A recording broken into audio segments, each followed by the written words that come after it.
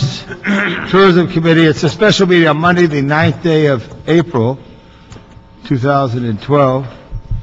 And I'm joined by the fine councilman of the 11th District, Mr. Bill Rosendahl, and the fine councilman of the 15th, Mr. Joe Busciano. Did I say that close enough, Joe? Buscaino. Buscaino. Thanks, Mel. All right, you got it. You can call me Labangi anytime, man. It's okay.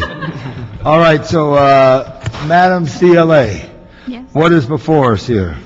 Under item 1, we have the Board of Air Commissioners submitting for council approval the first amendment to the lease with Mercury Air Cargo for the use of land and a cargo building at 6040 Avion Drive at Los Angeles International Airport. And the Board of Commissioners approved it? Yes. Good. Let's hear from staff right now. Thank you. Oh, good morning, Mr. Labange. Bill Kreitz with the CAO's office. You'll have to excuse the nasally voice suffering from. Hey, you got a little DJ there, Allergy. Bill. You sound a little DJ, you know. 2:31 in the morning, and if you're leaving the nightclubs, drive safe and slow. So I'll try to get through this with my nasally voice. You have before you here with the Mercury Air Cargo, item number 1, a 9-year, 7-month lease extension to a current agreement that Mercury has with LA or with LAWA, and it provides a continuation of their cargo and ground handling and aircraft maintenance services at LAX, as well as refueling services. And also, it concludes the lease. It allows the lease to conclude concurrent with another lease for a contiguous property with Raytheon, so that when they expire together, the airport is able to redevelop that area in a possibly a different manner.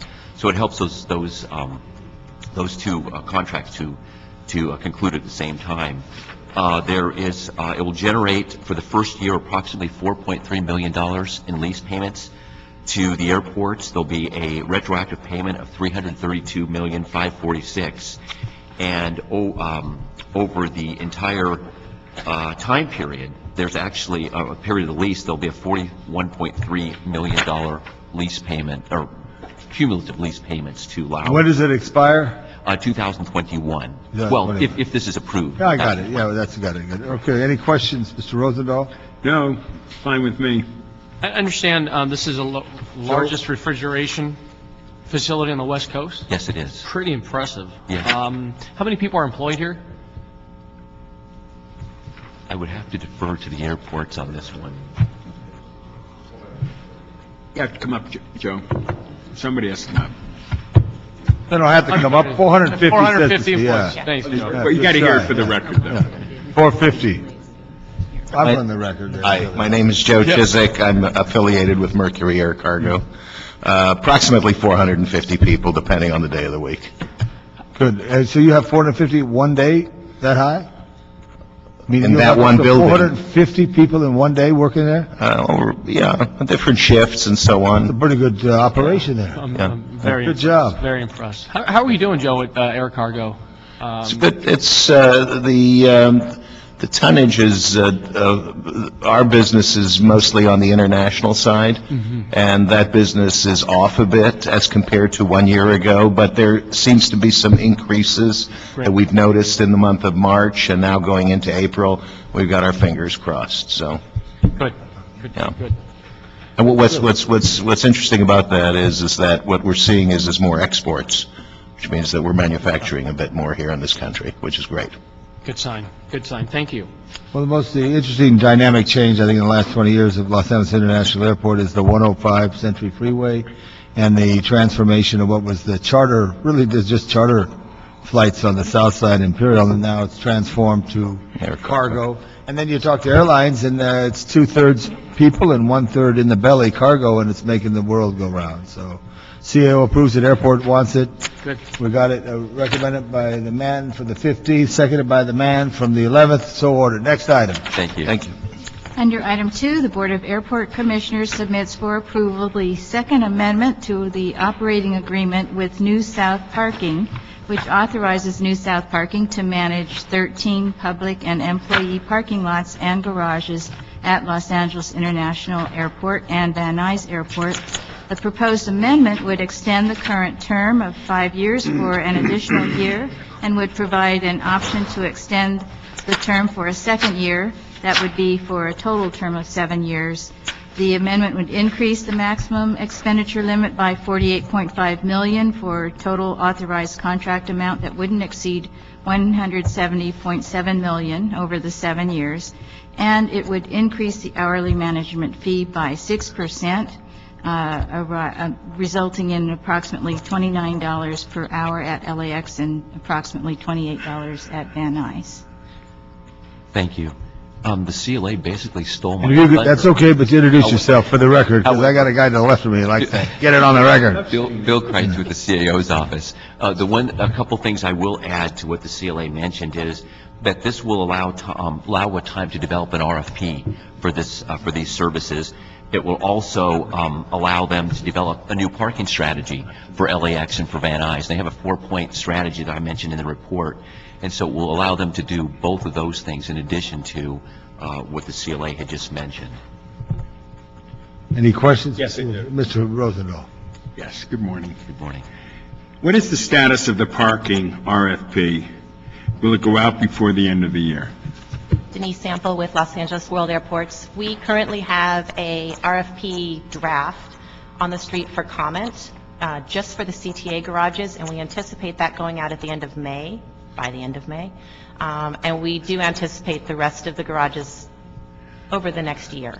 And we have an agreement with New South Parking as part of their amendment that we can take back garages as we need them. Great.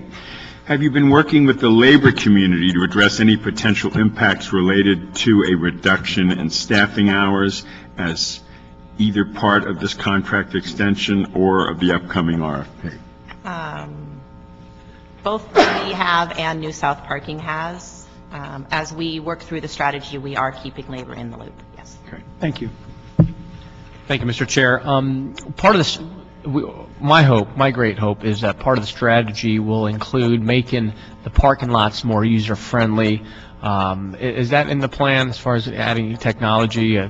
There's some airports across the country that it has a electronic sign that clearly states how many parking spaces are available.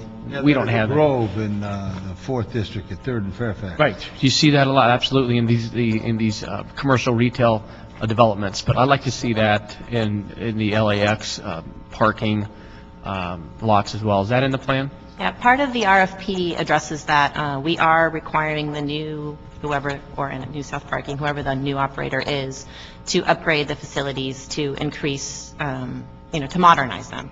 So we will have things like you can buy your ticket yourself, pay for it yourself before you leave. We will have things like telling you how many spaces there are and what levels they're at. And a lot of that is for the operators to propose, but we have told them we would like everything modernized. Good. As we know, we're modernizing the airport. I think we ought to do the same with our parking lots. Agreed. Thank you, Mr. Very good, thank you. So moved by Mr. Rosendahl, seconded by Mr. Joe Buscaino. That's it? Buscaino. I got it, I know. It solves it. So ordered, next item. Yes, item 3. There you go. The Board of Airport Commissioners submits for approval the second amendment to the agreement for the exchange of real property interests between the cities of Los Angeles and Ontario at Ontario International Airport. And this exchange of real property interests agreement granted easements to the City of Ontario for the drilling of 4 water wells on airport property within 2 years. Following the first amendment that extended the 2 years to 5 years, the proposed second amendment would allow Ontario an additional 5 years for a total of 10 years to drill the 3 wells that haven't yet been drilled. And this term would expire in January 2017. Great.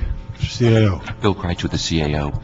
Yes, to add to what the CLA mentioned, this gives Ontario a certain amount of flexibility. They have not needed the water from all 4 of the wells that they have the authority to drill for because of economic issues right now. So this allows them 5 more years with which to be able to drill those wells. So they don't have to come back here. There's no issues. So it allows them a certain amount of flexibility that's important for them and allows them to balance sort of the economic constraints that they're facing. In fact, the whole Inland Empire is facing right now. Very good. Any questions? Nope. No questions?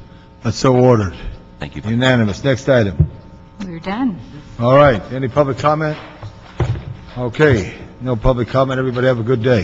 Thank Thank you very much. And the next meeting of this committee is scheduled for in May, and we'll find the date that works for everybody.